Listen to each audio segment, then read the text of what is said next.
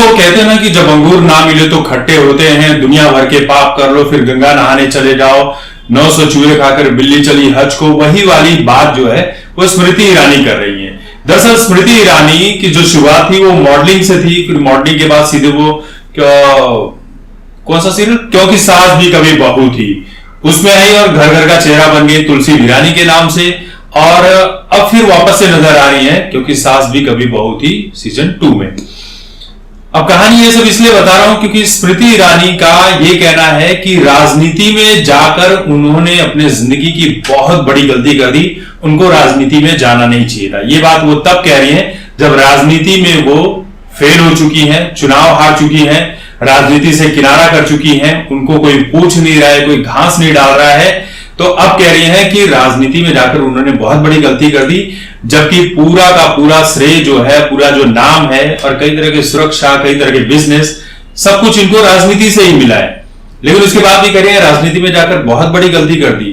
तब ये कभी पेट्रोल के दाम, कभी सिलेंडर के दाम, कभी लेकर बड़ी बड़ी बातें किया करती थी। अब राजनीति में इनको कोई घास नहीं डाल रहा है, कोई पूछ नहीं रहा है। आज तक इस औरत ने, स्मृति ईरानी ने, एकता कपूर के बारे में एक शब्द भी ये नहीं कहा कि एकता कपूर भैया गलत काम करती है। क्यों? क्योंकि इनकी बड़ी ही, बोलते हैं ना, संगिनी है, करीबी दोस्त है, इनके साथ काम करती है। जबकि एकता कपूर कभी इंडियन आर्मी के ऊपर वेब सीरीज बनाती है, गंदे वेब सीरीज, अश्लील वेब सीरीज बनाती है, इसको पद्मश्री अवार्ड दे दिया जाता है। आप समझ रहे हैं हमारे देश में ना, आप जितने गलत काम कर लो सब पाप माफ है। बॉलीवुड में आज तक आपने देखा है कि किसी ने कोई गलत काम किया और उसको कोई सजा हो गई हो? बस ये होता है कि उसके ऊपर FIR हो गई, उसके ऊपर ये हो गया, वो हो गया, लेकिन सजा कभी किसी को मिलती ही नहीं है। और सबसे बड़ी बात आप देख रहे हैं, स्मृति ईरानी कह रही है कि राजनीति में जाकर उनको नुकसान हुआ। अपने करियर के शुरुआती दौर में उनको राजनीति में नहीं जाना चाहिए था, उनको राजनीति में तब जाना चाहिए था जब उनका करियर ढलान पे होता। मैं शुरुआत में जाकर बहुत बड़ी गलती कर दी मैंने।